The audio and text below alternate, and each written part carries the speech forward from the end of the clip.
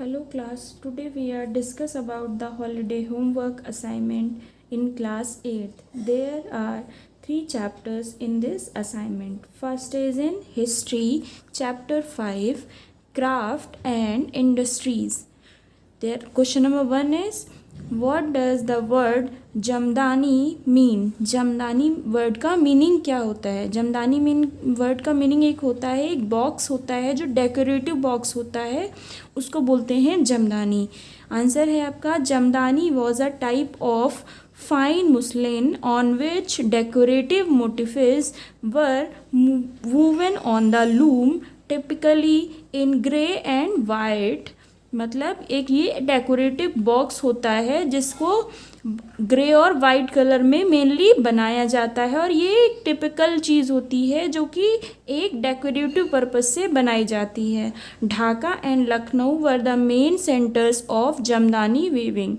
मतलब ढाका और लखनऊ क्या है, जमदानी वीविंग की बॉक्सेस बनाने के सबसे ज़्यादा मेन सेंटर्स हैं. Question number 2, who were gomasthas. Gomasthas कौन से लोग होते हैं. आंसर है आपका gomasthas appointed by the British supervise the activities of the weavers. Gomasthas जो होते हैं वो ब्रिटिश सुपरवाइज करता है, उनको रखता है, एक जॉब देता है जिससे वो सुपरवाइज क्या करते हैं, वीवर्स की एक्टिविटी की. जो जुलाहे होते हैं जो बुनाई करते हैं उनकी एक्टिविटी को क्या करते हैं, वो वॉच करते हैं. The weavers could not bargain for higher price for their goods. इसलिए वो उसको वॉच करते हैं क्योंकि जो वीवर्स होते हैं, बुनाई करने वाले होते हैं, वो अपने प्रोडक्ट को एक हाई प्राइस पर गुड्स को अपने को सेल ना कर दें. The company was their sell buyer. और कंपनी क्या होती है, जो ब्रिटिशर्स की कंपनी होती है वो उनकी सेल बायर होती है. मतलब वही उनके सारे कपड़े को एक निर्धारित, एक जो पर्टिकुलर उसका रेट लगाती है उस पर स्पेसिफिक रेट पे उसको बाय करती है. इसलिए उनको उनके ऊपर एक उनकी एक्टिविटीज़ पे नज़र रखने के लिए किसको अपॉइंट किया गया, गामस्थाज को. Question number 3 is define deindustrialization. Answer is deindustrialization can be defined as the process of social and economic changes caused by the decline in the indigenous craft and industries and the income generated from it. जो हम पढ़ते हैं industrialisation. Industrialisation का मतलब क्या होता है, जब हमारी सोशल और इकोनॉमिक कंडीशन क्या होती है, वो चेंज होके इंक्रीज होती है. और इसमें क्या होता है, वो हमारी सोशल और इकोनॉमिक कंडीशन डिक्रीज होती है, जिससे हमारा जो सोशल चीज़ें हैं, जो हमारी इकोनॉमिक कंडीशन है, वो डाउन होती चली जाती है. लोग अनएम्प्लॉयमेंट होते चले जाते हैं. जब इंडस्ट्रीज़ नहीं होंगी तो एम्प्लॉयमेंट नहीं होगा. यही है हमारा deindustrialization. Question number 4 is what was the Calico Act. Calico Act क्या है. ये एक एक्ट है जो कि आंसर है आपका इन 1721 the Calico act was passed in England banning the use of printed cotton textile which come from Calicut. ये एक एक्ट बनाया गया था इंग्लैंड में, जो हमारा कॉटन टेक्सटाइल, जो प्रिंटेड कॉटन टेक्सटाइल जाता था इंग्लैंड में, उसको बैन करने के लिए. और the main aim of this was to help secure a market within country. और इसका मेन एम था कि अपनी चीज़ों को, मतलब कॉटन हमारे देश में होता था तो उसको क्या करना था, हमें अपनी ही कंट्री में रोक कर रखना था. बाहर की मार्केट्स में उसको भेजकर अपने यहाँ उसकी कमी नहीं लानी थी. इसलिए ये एक्ट बनाया गया था. क्वेश्चन नंबर 5 है आपका what is wootz steel. From where did the derive its name. मतलब वुड स्टील क्या है और इसका नाम कहाँ से आया हुआ है. Wootz steel was a special type of steel with a high carbon content which was made all over South India. Wootz steel जो है वो सबसे बेस्ट क्वालिटी की स्टील है जिसमें सबसे ज़्यादा कार्बन कंटेंट होता है, जिसके कारण उसमें सबसे कम जंग लगती है, उसमें जंग नहीं लगती और सबसे ज़्यादा ये यूज़ होता है साउथ इंडिया में. The woods the word woods derived its name from the Kannada word ukku. Ukku word से कनाडा से लिया गया है इसका नाम। It was also mentioned as nukku in Telugu. Nukku हमारा कहाँ से लिया है? नुक्कू बोलते हैं तेलुगु में, कनाडा में बोलते हैं वुड्स को उक्कू और तेलुगु में बोलते हैं नुक्कू। एंड एज उरुक्कू इन मलयालम, उरुक्कू बोलते हैं हम मलयालम में। Both these words mean steel, और इन सारे वर्ड्स का उक्कू, उरुक्कू और नुक्कू, इन तीनों वर्ड्स का मीनिंग क्या है? स्टील। और ये कौन सी स्टील है हमारी? वुड्स स्टील, बेस्ट क्वालिटी की स्टील है ये। क्वेश्चन नंबर 6 है आपका, mention some of the technological inventions of the industrial revolution. Industrial revolution जब चल रहा था तो कौन कौन से टेक्नोलॉजिकल इन्वेंशन हुआ, मतलब कौन कौन से चीज़ें, कौन कौन सी मशीनरी हमारे साथ में आई? आंसर है आपका द फ्लाइंग शटल, उड़न शटल जो होती है वो हमारे पास आई। द स्पिनिंग जेनी, जो स्पिनिंग जेनी होती है मतलब कताई करने के लिए एक मशीन हमारे पास आई। The spinning frame, spinning jenny कताई करने वाली मशीन है, और स्पिनिंग फ्रेम हमारा क्या है? जिसके अंदर हम रख कर कताई को करते हैं। और द पावर ऑफ लूम, और ये क्या है? एक इलेक्ट्रिक लूम, इलेक्ट्रिक कटाई, जैसे सबने देखा होगा कि चरखा होता है, उसी तरीके का ये पावर लूम होता है, इलेक्ट्रिसिटी से चलने वाला एक चरखा होता है। Were a few of technological inventions of the industrial revolution. ये 4-5 चीज़ें जो भी हमने अभी आपको बताई, कताई फ्रेम और ये सारी चीज़ें, ये क्या है? ये हमारे इंडस्ट्रियल रेवोल्यूशन से मिले रिजल्ट हैं, जिनके जो इन्वेंशंस हमारे इंडस्ट्रियल रेवोल्यूशन के बीच में हुए थे। क्वेश्चन नंबर 7 है आपका, what was Tipu Sultan sword made of. Tipu Sultan ने जो एसवर्ड बनाया था वो कहाँ से बनाया था, कहाँ से लिया गया था? आंसर है आपका, Tipu Sultan sword was made up of the woods steel which was manufactured in southern India. Tipu Sultan का एसवर्ड जो था वो किसके लिए यूज़ किया गया था? वुड्स स्टील के लिए। अभी हमने कई सारे नाम यहाँ पे स्टील के सुने हैं, और इसके बाद इन्होंने टीपू सुल्तान ने इस नाम को दिया था sword, which was manufactured in southern India. और सबसे ज़्यादा यहाँ इसका मैन्युफैक्चर, इसकी जो ये बनता है वो कहाँ से बनता है? साउथर्न इंडिया से। Would steel product by a method known in Asian India. और जो ये वुड स्टील का मेथड था वो कब इंट्रोड्यूस किया गया था? एशियन इंडिया में।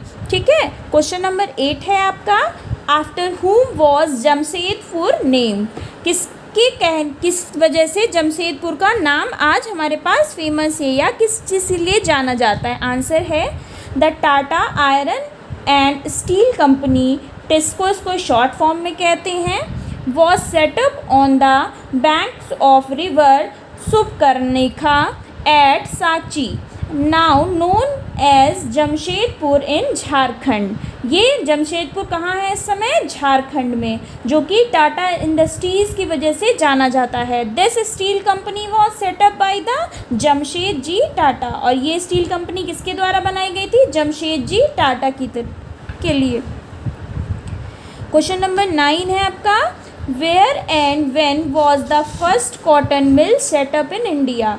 वेयर मतलब कहाँ और कब सबसे पहली कॉटन मिल इंडिया में सेटअप करी गई थी? आंसर है आपका, the first cotton mill was set up in Bombay in 1854 by Cowasji Nana Bhai. मतलब कौशजी नाना भाई के द्वारा सबसे पहले जो कॉटन मिल हमारी लगाई गई थी वो बॉम्बे में 1854 में। क्वेश्चन नंबर 10 है आपका, mention any 3 cities were cotton mills were set up. Answer है आपका अहमदाबाद, कानपुर और नागपुर। ये तीनों मिल्स कॉटन मिल्स हैं जो कि अभी बाद में लगाई हैं। सबसे पहले अभी आपने पढ़ा है बॉम्बे में। क्वेश्चन नंबर 11 है आपका, write down the name of some of the famous weaving communities of India. India की सबसे फेमस वीविंग बुनाईकार जितने भी थे वो कौन सी कम्युनिटीज़ थी? कौन से लोग थे जो सबसे ज़्यादा फेमस थे बुनाई के काम में? आंसर है the weavers of Bengal, Bengal के weavers, the Julahas and Momins in north India. Momins एक तरीके से मुस्लिम लोगों को कहा जाता है जो कि नॉर्थ इंडिया के थे। Kaikollars, Devangas and Saliyars in south India are some of the famous weaving communities. ये सारी क्या है, हमारी सबसे ज़्यादा प्रसिद्ध फेमस वीविंग कम्युनिटीज़ हैं। जुलाई मतलब बिनाई करने वाले लोग हैं जो इन कम्युनिटीज़ से बिलोंग करते हैं। Now we start in geography.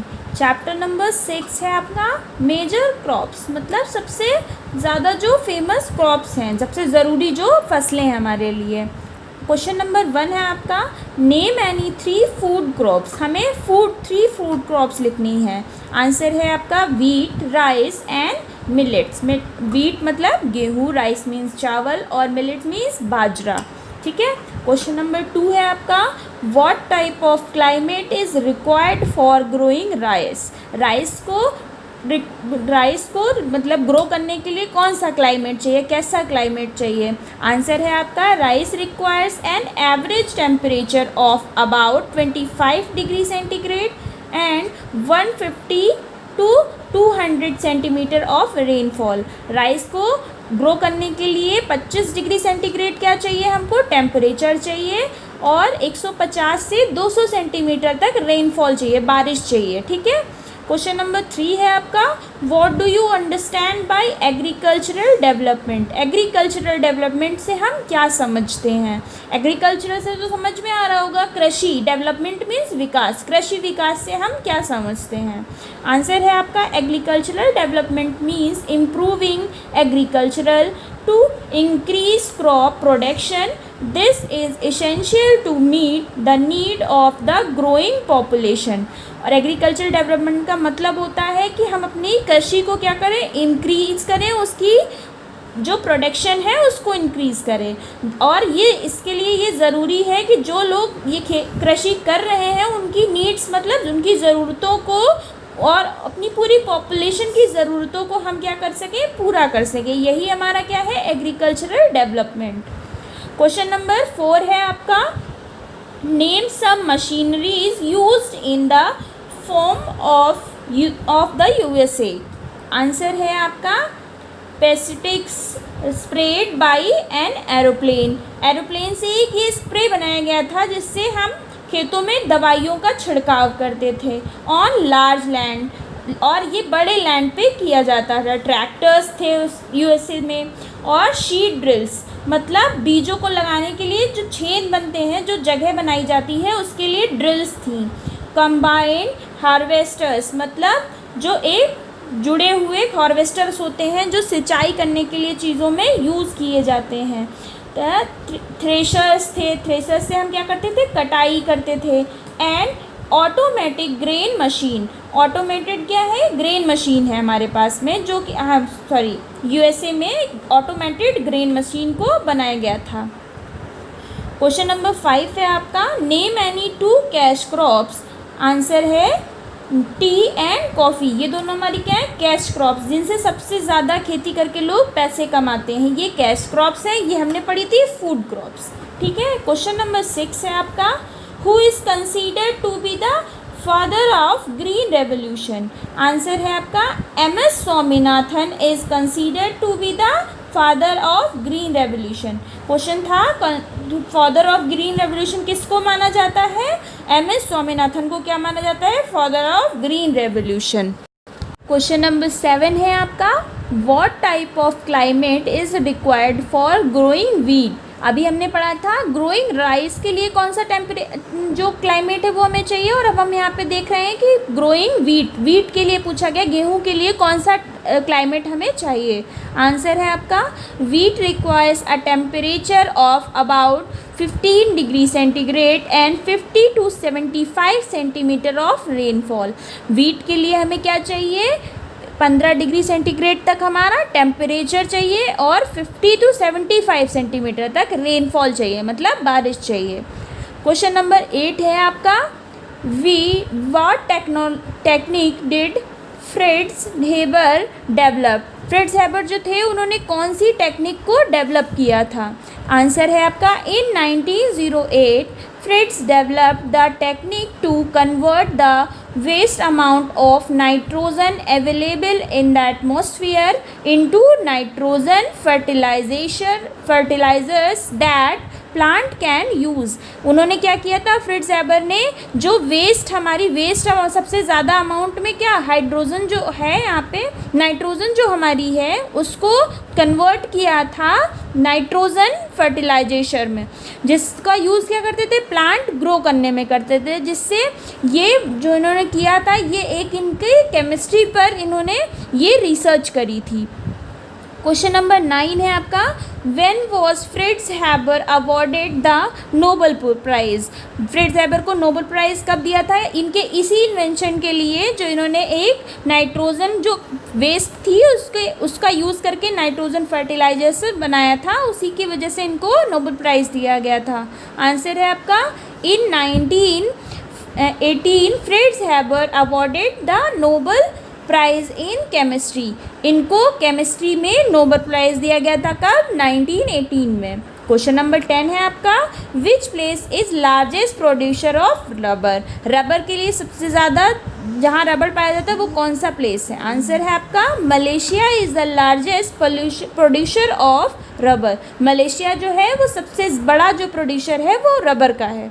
ठीक है, चलो now we start in civics. Chapter number 2 है आपका vision set by our constitution, मतलब हमारे कॉन्स्टिट्यूशन को किस तरीके से सेट किया गया है ये चीज़ हम इस चैप्टर में पढ़ेंगे। क्वेश्चन नंबर 1 है आपका, व्हाट इज़ प्रिम्बल। प्रिम्बल हमारा क्या होता है, preamble as like a introduction. जैसे कि हम जब किसी चीज़ को बताते हैं तो उसके लिए हम क्या देते हैं, एक इंट्रो देते हैं, कॉमन इंट्रो, जिसमें जैसे कि हमने अभी आपको चैप्टर स्टार्ट करने से पहले क्या दिया, चैप्टर में हम क्या पढ़ने जा रहे हैं, ये कॉमन इंट्रो हुआ। और ये प्रिम्बल हमारा क्या है, ये इंट्रोडक्शन है हमारे कॉन्स्टिट्यूशन का। आंसर है the preamble is like an introduction और a prefix that contain the ideals, objective and basic principle of the constitution। Preamble एक इंट्रोडक्शन है जिसमें हमें क्या पता चलता है, कॉन्स्टिट्यूशन के आइडियल्स मीन्स आदर्श, ऑब्जेक्टिव मीन्स उद्देश्य, और द बेसिक प्रिंसिपल मतलब सामान्य नियम सिद्धांत जो भी हैं वो हमें प्रिम्बल से पता चलते हैं कि हमारे कॉन्स्टिट्यूशन में कैसी चीज़ें हैं। क्वेश्चन नंबर 2 है आपका, list the national goals that are mentioned in the preamble of our constitution. जो नेशनल गोल्स हैं हमारे वो हमारे कॉन्स्टिट्यूशन में कौन कौन से हैं। आंसर है आपका the preamble of our constitution state that the goals are the constitute India into a sovereign, socialist, secular and democratic and republic। sovereign मतलब होता है पूर्ण तरीके से, मतलब जो भी कॉन्स्टिट्यूशन में जिसने लिखा है उसमें लिखा है जो हमारी एक रिपब्लिक गवर्नमेंट बनेगी उसमें क्या होना चाहिए, वो पूर्णतया उत्तरदायी होना चाहिए। सोशलिस्ट मतलब सामाजिकतावाद होना चाहिए। सेकुलर मतलब धर्मनिरपेक्ष, उसके अंदर धर्म का भेदभाव नहीं होना चाहिए।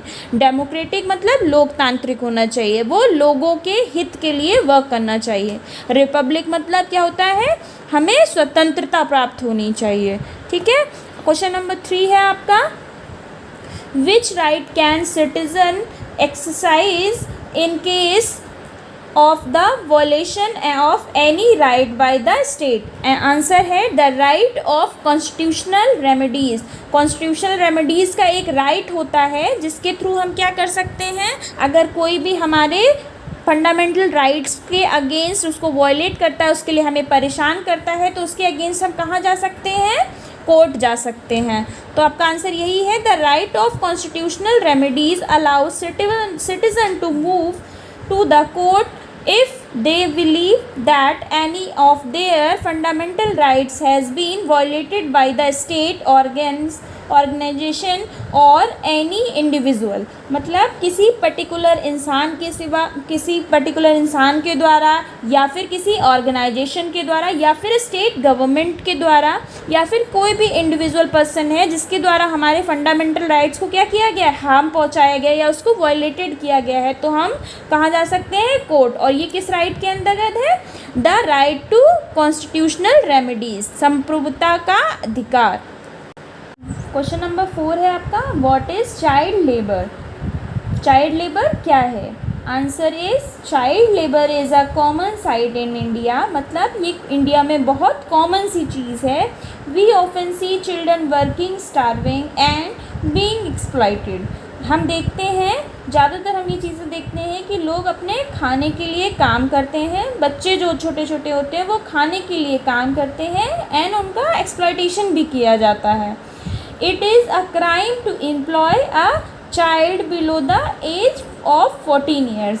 और ये सब एक क्राइम है कि 14 साल से कम बच्चे, 14 ईयर्स से कम के जो बच्चे होते हैं उनको कोई काम नहीं कराना चाहिए, उनसे कोई काम नहीं लेना चाहिए। Child labour refers to the work that is mentally, physically, socially और morally dangerous and harmful to children. Child labour जो होता है वो बच्चों के लिए मानसिक तौर पर, फिजिकली मतलब शारीरिक तौर पर, सोशली मतलब सामाजिक तौर पर और मॉरली मतलब नैतिक तौर पर क्या होता है, डेंजरस होता है और हार्मफुल होता है बच्चों के लिए। इसलिए बच्चों से चाइल्ड लेबर कराना क्या है, एक क्राइम है हमारी गवर्नमेंट के अकॉर्डिंग। क्वेश्चन नंबर 5 है आपका, when was education made a fundamental right. Education जो हमारा है, शिक्षा, वो फंडामेंटल राइट कब बना। फंडामेंटल राइट मतलब एक ऐसे अधिकार जो कि हमारे लिए आवश्यक हैं, जिनको हमें फॉलो ही करना है। आंसर है आपका, on 1 April 2010 our constitution passed a law making education a fundamental right for every child. ये 1 अप्रैल 2010 को जो है हमारा कॉन्स्टिट्यूशन ने पास किया था एक लॉ, जिसमें हमें क्या मिला था, फंडामेंटल राइट मिला था, एजुकेशन फॉर एवरी चाइल्ड, मतलब प्रत्येक बच्चे को शिक्षा देने का अधिकार हमारी गवर्नमेंट ने 1 अप्रैल 2010 को स्टार्ट किया था। Question number 6 is, What do you understand by fundamental right? Fundamental right से आप क्या समझते हैं? आंसर है आपका, the constitution of India offers all the citizen some basic rights, these rights are known as fundamental right. मतलब जो हमारा कॉन्स्टिट्यूशन है वो इंडिया के सारे लोगों को, सारे पीपल्स को क्या देती है, offers the citizen some basic right. ये कुछ सामान्य जो राइट्स होते हैं वो प्रोवाइड करती है, उनको क्या कहते हैं हम, फंडामेंटल राइट्स। क्वेश्चन नंबर 7 है आपका, what do you mean by fundamental duties. ये हमारे कहते हैं फंडामेंटल राइट्स थे और ये फंडामेंटल क्या है, हमारी ड्यूटीज़ हैं जो कि हमें अपने देश, अपनी कंट्री के लिए पूरी करनी होती हैं।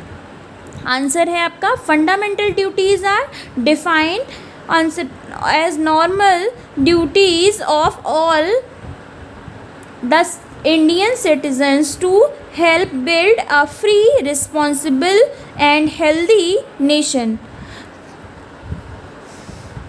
फंडामेंटल ड्यूटीज़ जो होती हैं हमारी, वो डिफ़ाइन करती हैं, एक नॉर्मल ड्यूटी होती है हमारी, जो कि हमें क्या, इंडियन सिटीजन्स के लिए जो एक नॉर्मल ड्यूटी होती है वो उनको क्या करना होता है, टू बिल्ड अ फ्री, मतलब उनको फ्री रखा जाता है। इस ड्यूटी को निभाने के लिए कोई कंपल्सेशन नहीं होता है, लेकिन एक उनका ये कह सकते हैं योगदान होता है, एक कंट्रीब्यूशन होता है अपनी नेशन के लिए, जिसके अंतर्गत वो क्या, एक अपना राज्य जो है वो अपनी कंट्री को अच्छा बनाने के लिए ड्यूटीज़ को फॉलो करना पड़ता है।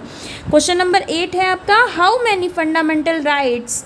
क्वेश्चन है आपका, हाउ मैनी फंडामेंटल राइट्स, मतलब अभी हमने यहाँ पे पढ़ा था फंडामेंटल राइट्स क्या होते हैं और कितने होते हैं, हमें यहाँ क्वेश्चन नंबर 8 में बताना है। आंसर है आपका, देयर आर 6 फंडामेंटल राइट्स, मतलब हमारे कॉन्स्टिट्यूशन में 6 फंडामेंटल राइट्स हैं। फर्स्ट है आपका राइट टू इक्वलिटी, मतलब सबको इक्वल समझा जाना। इस ड्यूटी राइट्स के अंतर्गत आता है। नंबर 2 है आपका राइट टू फ्रीडम, सब फ्रीडम में है, सब स्वतंत्र है, किसी पे किसी का अधिकार नहीं है, ये किस में आता है, हमारे राइट टू फ्रीडम में। नंबर 3 है आपका राइट अगेंस्ट एक्सप्लॉयटेशन। एक्सप्लॉयटेशन का मतलब, हम बार बार एक्सप्लॉयटेशन पढ़ रहे हैं। एक्सप्लॉयटेशन का मतलब बेसिकली ये है कि अगर हमारे जो फंडामेंटल राइट्स हैं उनके मतलब उनके लिए कोई हमसे लड़ता है, झगड़ता है या उनका मिसयूज़ हमारे अगेंस्ट करता है तो हम उसे एक्सप्लॉयटेशन कहते हैं। फिर क्वेश्चन नंबर 4 है आपका राइट टू फ्रीडम और रिलीजन। और रिलीजन का फ्रीडम हमारे पास है कि हम किसी भी धर्म की पूजा कर सकते हैं, किसी भी धर्म में आ सकते हैं, किसी भी धर्म में जा सकते हैं, ठीक है। क्वेश्चन नंबर 5.5 आपका फंडामेंटल राइट है cultural and educational right. Cultural मतलब सांस्कृतिक और एजुकेशनल मतलब शैक्षिक। हमें सांस्कृतिक और शैक्षिक राइट है कि हम किसी भी तरीके से किसी भी संस्कृति को अपना सकते हैं और किसी भी एजुकेशन में आगे हम बढ़ सकते हैं।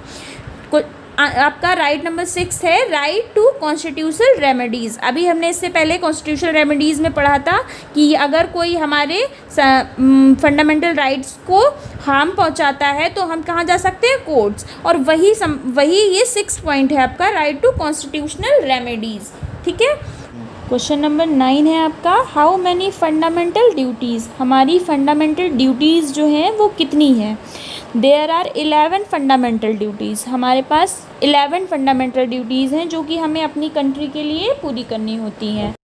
फर्स्ट है आपकी to abide by the constitution and respect its ideals and institution, the national flag and national anthem. हमें क्या करना चाहिए, अपने कॉन्स्टिट्यूशन का सम्मान करना चाहिए और आइडियल्स, उसके आदर्श और उसके शिक्षण संस्थाओं का भी हमें रिस्पेक्ट करना चाहिए और नेशनल फ्लैग और नेशनल एंथम की रिस्पेक्ट करनी चाहिए। सेकेंड फंडामेंटल ड्यूटी है हमारी to cherish and follow the noble ideas that inspired that national struggle for freedom. जिन लोगों ने हमारे लिए फ्रीडम फाइट किया है, मतलब हमारी स्वतंत्रता के लिए जो लोग लड़े हैं, उनके लिए क्या करना, उनको हमेशा याद रखना चाहिए और अगर ज़रूरत पड़े तो हमें भी उसके लिए आगे बढ़ना चाहिए। थर्ड ड्यूटी है आपकी to protect integrity, sovereignty and unity of India. हमको क्या करना चाहिए, अपनी संप्रभुता को, इंटीग्रिटी मतलब होता है संप्रभुता का मतलब होता है कि अपने देश के लिए सोचना या फिर उसके लिए वर्क करना। सॉवरेनिटी मतलब होता है एकता, और सॉवरेनिटी मीन्स होता है एकता और यूनाइटी मीन्स भी होता है एकता। हमें इन सब चीज़ों को क्या करना चाहिए, प्रोटेक्ट करना चाहिए, बचाना चाहिए। 4 नंबर है आपका to defend the country and perform national services if and when the country requires. हमें अपने राष्ट्र की सुरक्षा करनी चाहिए और अगर ज़रूरत पड़ती है तो क्या करना चाहिए, कंट्री के लिए हमें उसकी सर्विसेज करनी भी चाहिए। मतलब हमें फ्रीडम फाइटर का एक जो कदम है उसको आगे भी बढ़ाना चाहिए अपनी कंट्री की रिक्वायरमेंट पे। 5 नंबर है आपका, 5 ड्यूटी है to promote the spirit of harmony and brotherhood amongst all the people of India and renounce any practices that are denigrating to women। हमें क्या करना चाहिए, भाईचारे को बढ़ाना चाहिए और ऐसी भावनाओं को ख़त्म करना चाहिए जो क्या करती हैं, वुमेंस की डिग्निटी को डिक्रीज़ करती हैं। मतलब लोग जो ये महिलाओं के लिए जो लोग थोड़ा नीचे के लिए सोचते हैं, उनको बढ़ावा नहीं देना चाहते, उनके लिए हमें क्या करना चाहिए, उनको मना करना चाहिए, उनको समझाना चाहिए। पॉइंट नंबर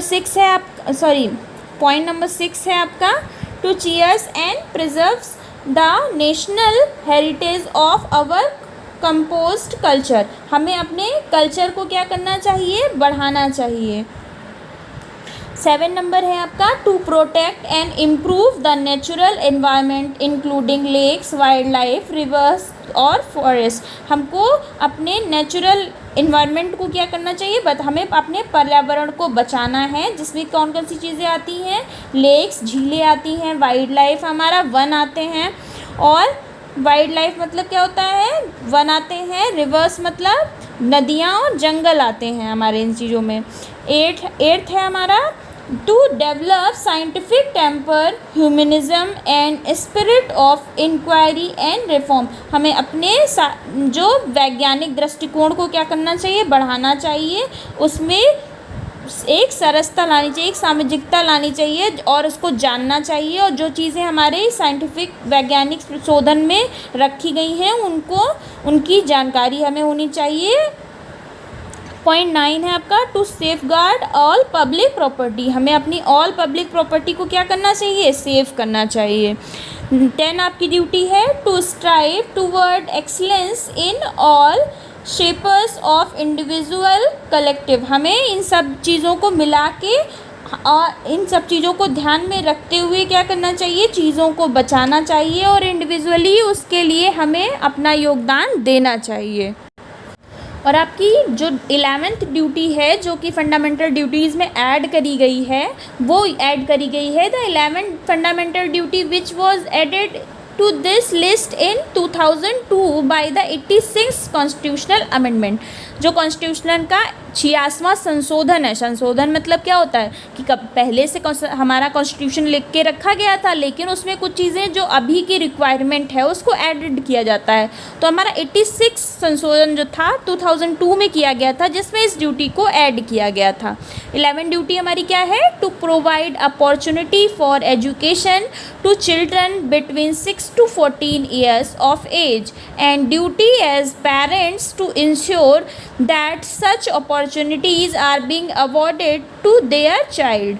मतलब ये एक फंडामेंटल राइट अभी हमने एजुकेशन के लिए पढ़ा, और एजुकेशन के लिए ही ये हमारी फंडामेंटल ड्यूटी बनाई गई थी।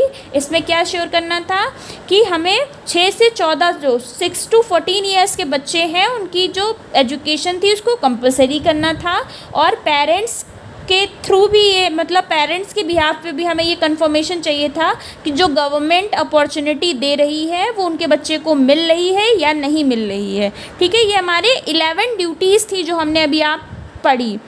क्वेश्चन नंबर 10 है आपका what is educational rights. Answer है the right to education is to provides for free and compulsory education for all children in the 6 to 14 age group. मतलब एजुकेशनल राइट हमारा है कि 6 से 14 मतलब 6 to 14 ईयर्स का एज ग्रुप जो है, जो बच्चों का ग्रुप है, उसको फ्री एंड कंपलसरी मतलब मुफ्त और आवश्यक, कंपलसरी मतलब क्या होता है, आवश्यक शिक्षा देनी चाहिए। मतलब सबके लिए कंपल्सन है कि 6 से 14 वर्ष के बच्चे जो हैं उनको स्कूल भेजा ही जाना है। ये रिस्पॉन्सिबिलिटी पेरेंट्स के लिए भी अब रखी गई है और ये हमारे लिए भी है। This is the explanation of your 3 chapters assignment. Thank you class.